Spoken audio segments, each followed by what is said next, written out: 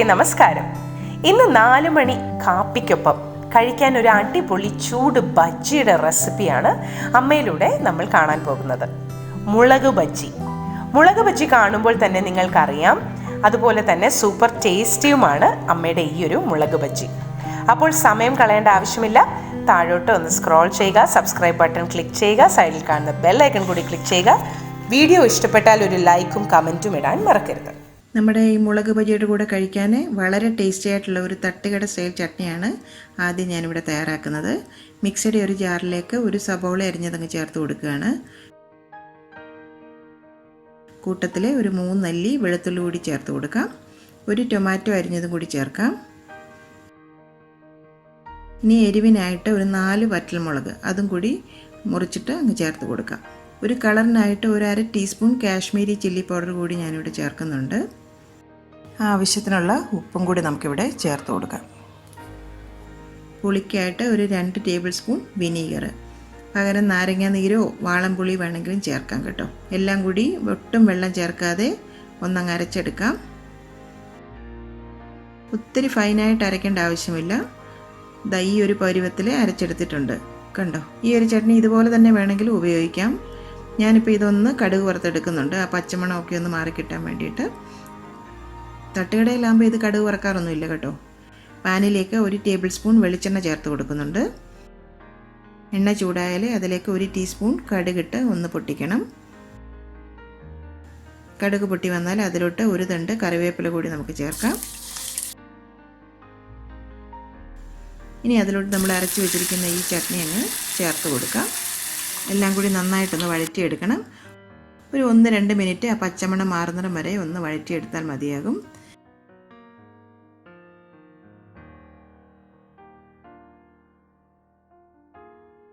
നമ്മുടെ ബജിക്ക് വളരെ ടേസ്റ്റി ആയിട്ടുള്ള ഒരു ചട്നി കോമ്പിനേഷനാണിത്.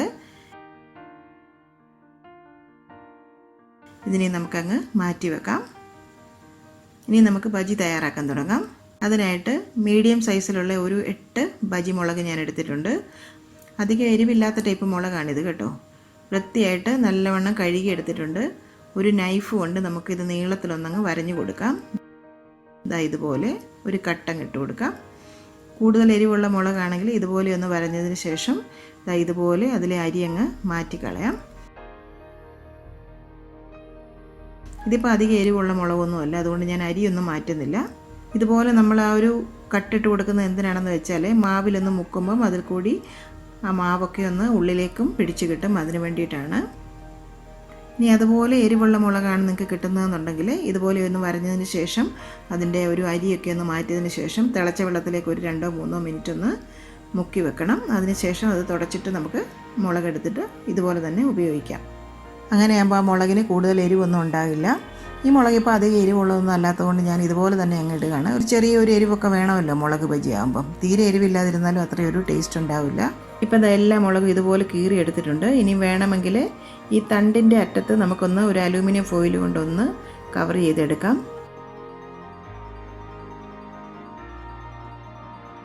ഫോട്ടോയുടെ പർപ്പസിന് വേണ്ടിയിട്ടൊക്കെ ആകുമ്പോൾ ആ തണ്ടിൻ്റെ പച്ചക്കളർ അതുപോലെ തന്നെ ഒട്ടും നഷ്ടപ്പെടാതെ നമുക്ക് കിട്ടും. തന്നെയല്ല, തണ്ടിൽ പിടിച്ച് നമുക്ക് ആ ബജി കഴിക്കാനും എളുപ്പമായിരിക്കും. അപ്പോൾ കുറച്ച് ഞാൻ ഇതുപോലെ ഫോയിൽ പേപ്പർ ഒന്ന് കവർ ചെയ്തെടുക്കുന്നുണ്ട്. ഇനി നമുക്ക് ബാറ്റർ തയ്യാറാക്കിയെടുക്കാം. അപ്പോൾ ഇതുപോലെ ഒരു ബൗളിലേക്ക് ഒരു 300 ഗ്രാം കടലമാവ് ഞാൻ ചേർത്ത് കൊടുക്കുകയാണ്. ഇനി ഇതിലേക്ക് ആവശ്യത്തിന് ഉപ്പ് ചേർത്ത് കൊടുക്കണം. ഏകദേശം ഒരു 1 ടീസ്പൂൺ ഉപ്പാണ് ചേർത്ത് കൊടുക്കുന്നത്. 1/2 ടീസ്പൂൺ കായത്തിൻ്റെ പൊടി കൂടി ചേർക്കാം. ഇനി ഒരു സ്പൂൺ കൊണ്ട് നന്നായിട്ട് അതങ്ങ് മിക്സാക്കി എടുക്കാം.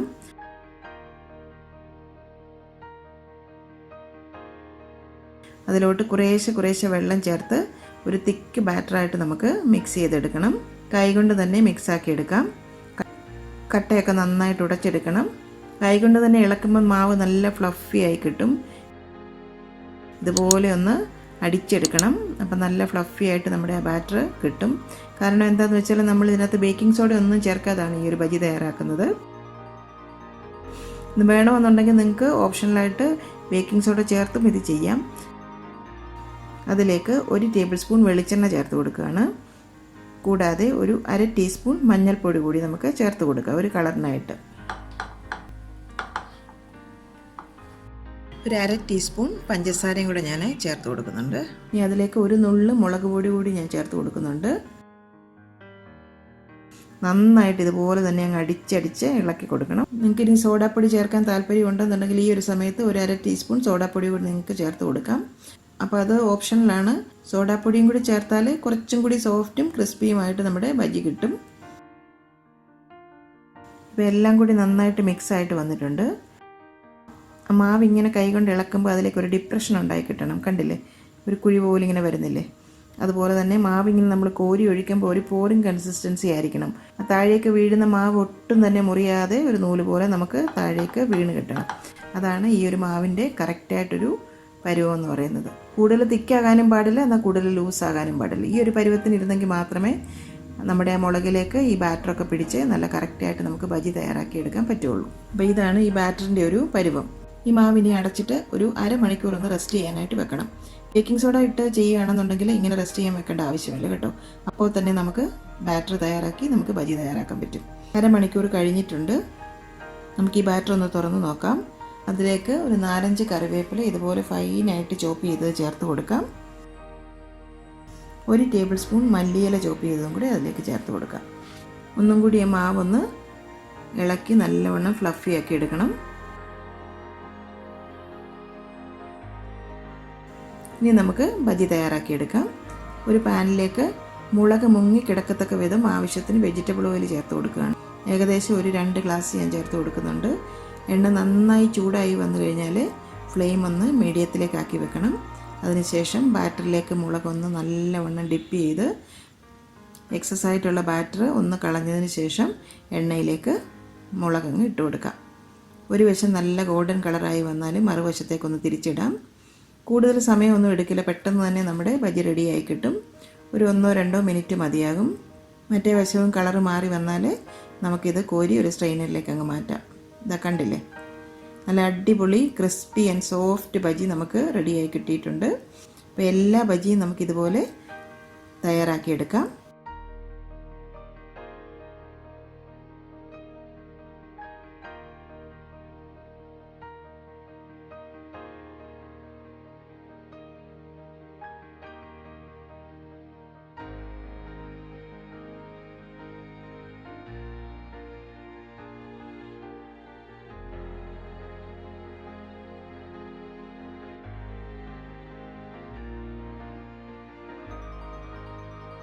കണ്ടില്ലേ, എല്ലാ മുളക് ബജിയും നമ്മൾ തയ്യാറാക്കിയിട്ടുണ്ട്. ഇത് കണ്ടില്ലേ, കുറച്ച് നമ്മൾ ഫോയിൽ പേപ്പർ ചുറ്റി വെച്ചിരുന്നതാണ് അതിൻ്റെ സ്റ്റെമ്മിൽ. അപ്പോൾ ആ പച്ച കളറൊന്നും ഒട്ടും തന്നെ പോയിട്ടില്ല. കണ്ടില്ലേ, അതുപോലെ തന്നെ എൻ്റെ സ്റ്റെം ഇരിപ്പുണ്ട്. ഞാനിപ്പോൾ അതിൻ്റെ ഫോയിൽ പേപ്പറൊക്കെ മാറ്റിയിട്ടുണ്ട്. ഇനി അതല്ല, ഫോയിൽ പേപ്പറോട് കൂടി വേണമെങ്കിൽ നമുക്ക് ഈസി ആയിട്ട് നമുക്ക് കയ്യിൽ പിടിച്ച് കഴിക്കാനും എളുപ്പമായിരിക്കും. ഈ ഒരു ബജി നമ്മുടെ ആ ഒരു തട്ടുകട സ്റ്റൈൽ മുളക് ചമ്മന്തിയുടെ കൂടെ ഡിപ്പ് ചെയ്ത് 4 മണി ചായക്ക് കഴിച്ചാൽ നല്ലൊരു സൂപ്പർ ഐറ്റം ആയിരിക്കും. നല്ല അടിപൊളി ടേസ്റ്റ് തന്നെയാണ്. ഒരെണ്ണം ഞാനൊന്ന് മുറിച്ച് കാണിച്ചു തരാം. കണ്ടില്ലേ, അത്യാവശ്യം മാവ് മാത്രമേ ആ മുളകിൻ്റെ പുറത്ത് കോട്ടായിട്ടുള്ളൂ. ഒരു ബജി ഞാൻ ആ മുളക് ചമ്മന്തി കൂട്ടി ഒന്ന് കഴിച്ച് നോക്കട്ടെ.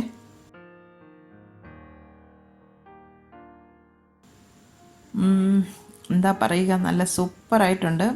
നല്ല പെർഫെക്റ്റ് കോമ്പിനേഷനാണ്. ആ ഒരു ചട്നിയുടെ ആ ഒരു പുളിയും എരിവും ഈ ഒരു ബജിയും കൂടെ ആകുമ്പോഴത്തേക്ക് നല്ല സൂപ്പർ കോമ്പിനേഷനാണ്.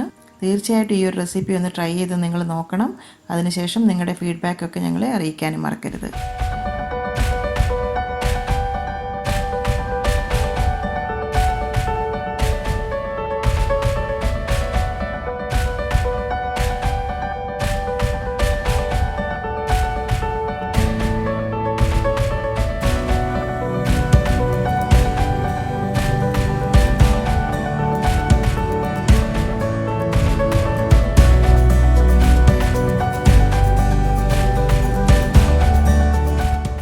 കറി വിത്ത് അമ്മയിലെ അമ്മയുടെ ഇന്നത്തെ റെസിപ്പി നിങ്ങൾക്ക് ഇഷ്ടമായെന്ന് ഞങ്ങൾ പ്രതീക്ഷിക്കുന്നു.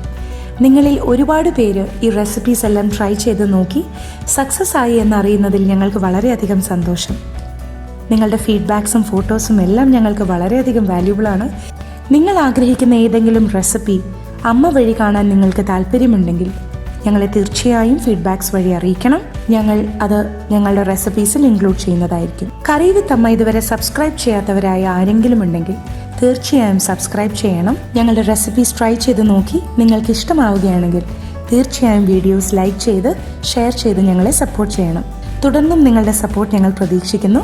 വീണ്ടും മറ്റൊരു റെസിപ്പിയുമായി വരുന്നവരെ നന്ദി. Good bye.